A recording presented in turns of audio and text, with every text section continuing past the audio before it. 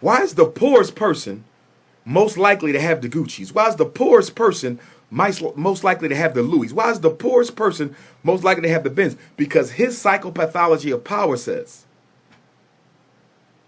I have to do whatever I can to improve my self-image and my public image.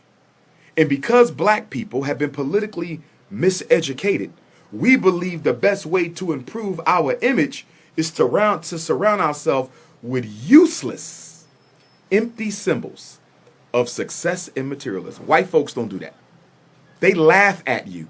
They own the store you bought it from. They own the factory where the merchandise was made. They laughing at you. We're the only people who brag about things we own. Things we own. And let me say this. Pathology and culture are never the same thing. Pathology and culture are never the same thing. Culture is about life and growth. Culture is about life and growth. Whenever somebody is doing something that doesn't promote life and growth, it's not culture, it's poverty. Gangster rappers running around promoting Black Death, that's not culture, that's poverty. Gangster rappers running around with stacks of money in all their videos promoting this to black children as if your whole life is about the pursuit of money. That's not culture, that's pathology. If it leads to death, if it leads to destruction, if it leads to dysfunction, it's not culture, it's pathology. When you get cancer in your body, God forbid, when cancer grows in the body, you don't call cancer a part of your body. Cancer is a pathology that needs to be cut out. When diabetes develops in your body, you don't call the diabetes a part of your body. You don't identify with the diabetes. You get you some medicine, you change your diet, you start exercising to do what? Reverse the diabetes. You don't claim the diabetes. You don't claim the cancer. You don't claim the heart disease. You try to eliminate it. We have to stop including pathological behavior as part of black culture. Pathology cannot coexist with culture. You can't serve God in the devil. Black on black crime is not culture, that is pathology. The lack of institutions, that's not culture, that's pathology. Call culture culture if it involves life and growth. Calls pathology pathology if it involves death, destruction, and dysfunction. Pathology can invade your culture. Pathology can invade your culture, but pathology is not culture. Stop calling pathology culture and culture pathology. And let me say this, because a rich Negro will tell you they free because they have money and materialism. A Negro with a Benz in a house in a white neighborhood will tell you they are free because they have a house and a Benz. I need you to understand. All freedom begins in the mind. I need you to understand. All freedom begins in the mind. I need you to understand. All freedom begins in the mind. Until you are free of the European's value system, you are not free of the European. Until you are free of the European's value system, you are not free of the European. Until you are free of the European's value system, you are not free of the European. Don't tell me you're free. And the values upon which your life is built comes from your slave master. Don't tell me you're free when the values that you have built for your life come from your oppressor. Don't tell me you are free when the values you have built for your life come from the European power structure. There is no greater contradiction than for somebody to tell you they free because they bought something from the people who used to own their ancestors.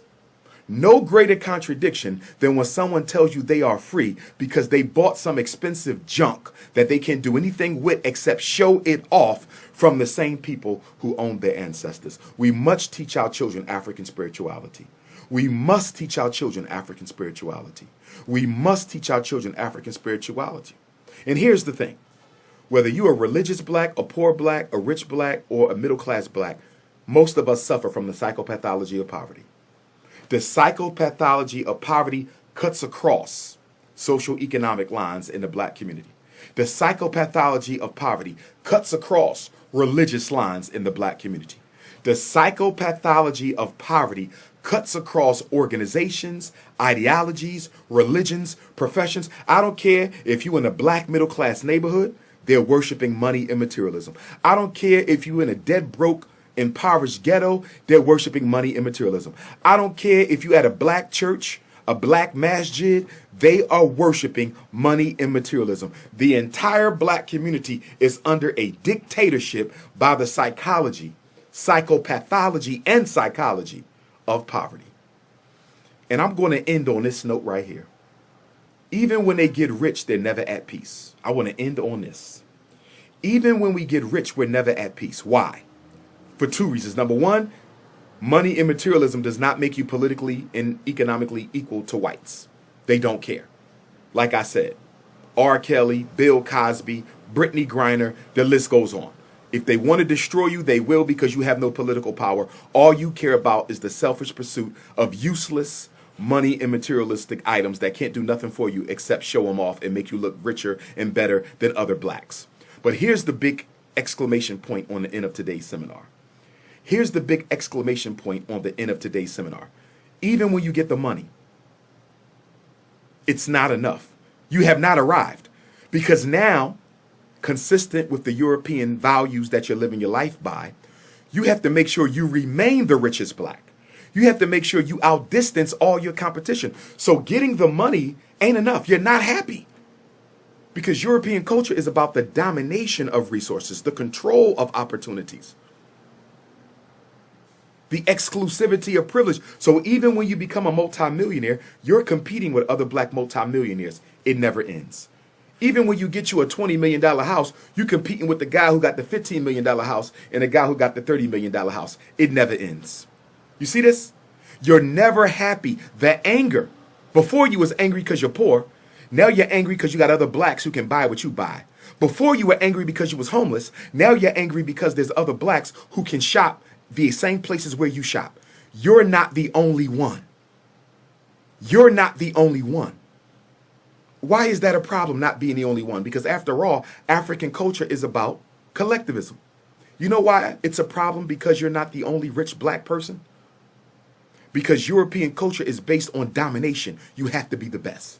You have to be the wealthiest and the richest. So you're constantly watching everybody else's pockets. You're constantly watching everybody else's money. You're constantly watching everybody else's new cars. Now you have to outdo the other rich black competition. Yes, you beat all the poor blacks. But that don't matter no more, because you're in a different income bracket. You beat all the poor blacks.